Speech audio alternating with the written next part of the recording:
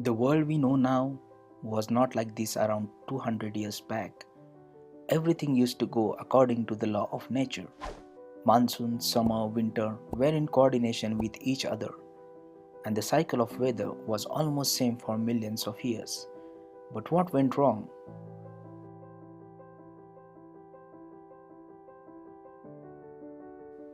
Hi friends, you're watching Mindscape.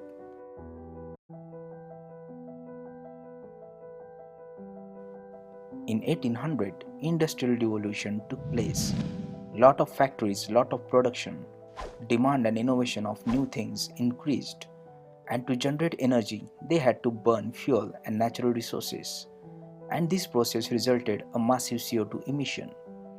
It has been said that industrial revolution is between 1780 to 1840, but current CO2 emission proves it never stopped.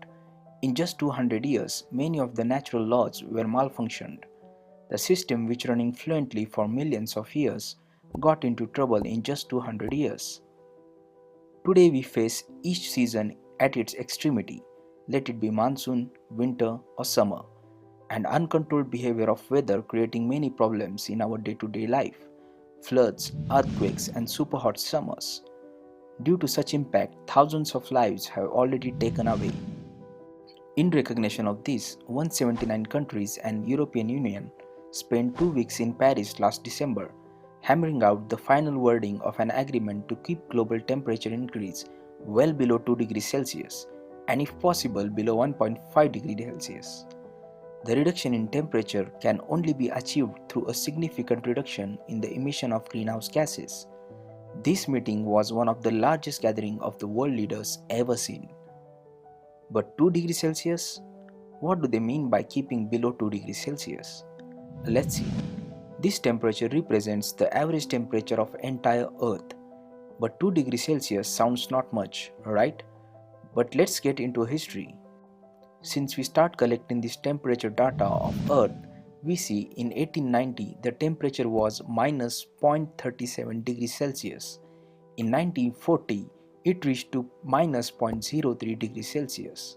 In next 40 years, it got to 0.27 degrees Celsius. In 2000, it was 0.42 degrees Celsius. And now in 2016, it is 0.99 degrees Celsius. 16 of the 17 warmest years in the last 136-year record all have occurred since 2001.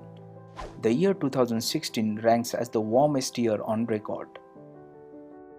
So right now we are at almost 1 degree Celsius, and which is the warmest till now, and Paris Agreement is trying to keep it below 2 degrees Celsius or possibly below 1.5 degrees Celsius. Compared to today 1 degree Celsius and its impact, 2 degrees Celsius will be disastrous. But then why targeting that number? Even if each country decides to give a lot of efforts, we will somehow be able to stop it below 2 degrees Celsius. But without any guidelines and efforts, it can go anywhere, and the effects of it will be even much more worst. And that's why they have decided to put a practical number of 2 degrees Celsius. And to achieve this target, everyone who attended Paris Agreement meeting made emission cutting pledges. The US, for example, pledged to cut US climate pollution by 26 to 28% from 2005 levels. China's target is to lower the carbon intensity of GDP by 60% to 65% by 2030 compared to what they had in 2005.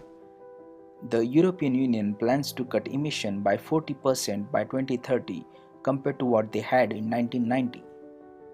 When we talk about CO2 emission, we should know the top countries which are contributing to this situation the most. The number one CO2 emitting country is China, which emits 30% of total emission. Then comes United States with 15%. After that comes European Union with 10% emission, followed by India and Russia with emission of 7% and 5% respectively. These top 5 countries emits almost 70% of total CO2 emissions of the world, and the rest of the world emits 30%. So how this agreement works? Each party has to go back to their domestic governments in order to gain domestic approval or in some cases have it passed by domestic law. China, for instance, voted to adopt the proposal of the Paris Agreement at the closing meeting of the National People's Congress Standing Committee. The US used a presidential executive agreement. Once their domestic laws give approval, then the parties will submit acceptance to the UN to prove that they are ready to join. The countries should be reported every 5 years and are to be registered by the UN Secretariat. The countries have no binding as a matter of international law. There will be no mechanism to force a country to set a target by a specific date, and no enforcement if a set target is not met. Then how these countries perform well? Suppose one country doesn't perform and doesn't meet the target. There is no law to force on these countries, but the amount of guilt and shame they have to face simply because the low performing party who is directly affecting a climate change and global warming is much more.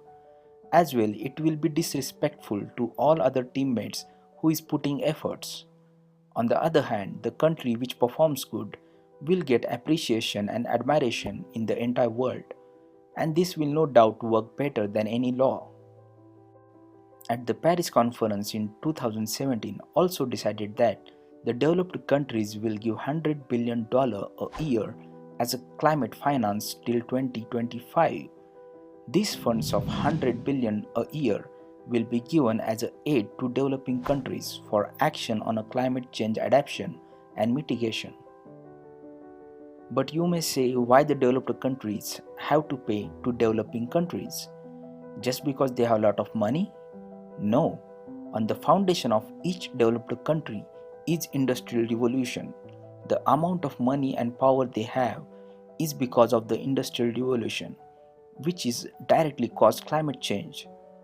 And developing countries were not industrialized back then, and even now they are dependent on developed countries for industrial needs. So altogether, developed countries are somehow responsible for such a massive climate change, and it's their duty to pay those countries who is facing climate disasters. But this finance specifically will be used to fight against climate change.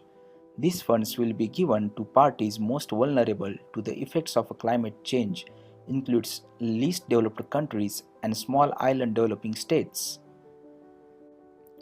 That's it about Paris Agreement.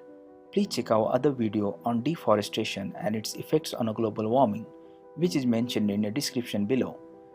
We all can pray that this initiative of all countries will work beyond expectations, because some or other day this climate warming is going to affect each and every individual on this planet. Hope you like this video. Thanks for watching.